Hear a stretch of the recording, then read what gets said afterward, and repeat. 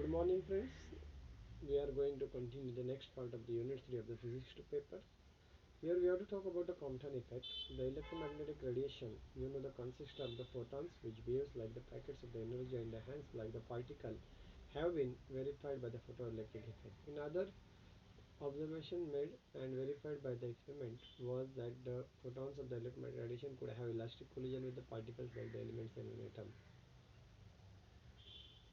The theory and verification by experiment was given by the Compton and also Debye, and it's called as the Compton effect.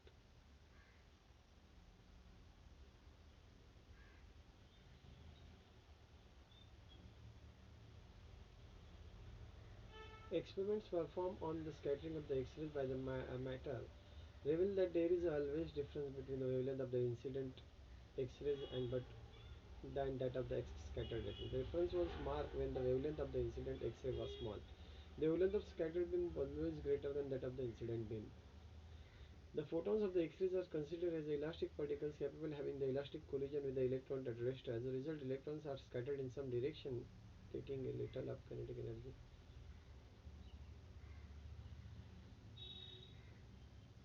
The photons therefore lose a little of energy while getting scattered, hence the wavelength of the increases.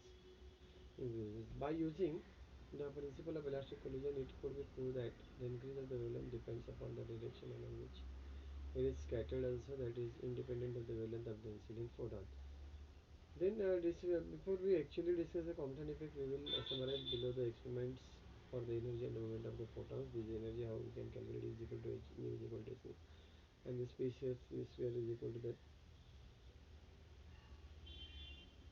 Then Compton effect. The Compton effect was observed by the Compton at Washington University in St. Louis. Then further he received the Nobel Prize in the 1972 in the physics for this discovery. The effect is important because it demonstrates that the light cannot be explained purely as a wave phenomena. He, with the Compton's experiment, convinced physicists that the light can behave as a stream of particles like the objects whose energy is proportional to the light waves frequency.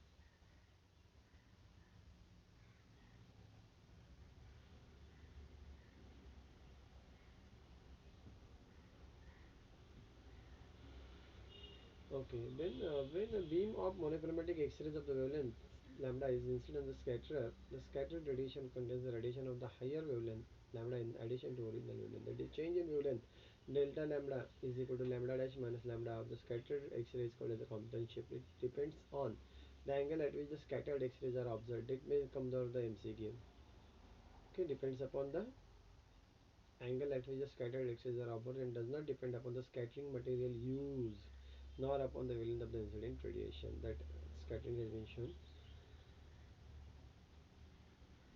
Then you can see here the binding energy of the electron in the atom is very small and hence is neglected. The collision is elastic. That you have to remember. H upon C is equal because phi is plus that things are there. All the derivatory part is there that we are not going to take.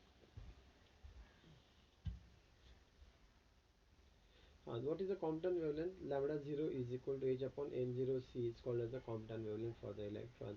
And change in wavelength is independent of the wavelength of the incident. Change in wavelength delta lambda is equal to h upon n0c in bracket 1 minus cos theta. Okay. Angle of scattering of electron. We are not going in detail of this. Experimental determination of the Compton effect. You can see here the setup has been shown, but we are not going in detail of this particular experiment. Here you can see that whatever the monochromatic K0 radiation of the excess from the molybdenum target is eliminated. This source is used, molybdenum source is used. Okay. What are the experimental observation you can see in general, but we are not going in detail of this particular thing.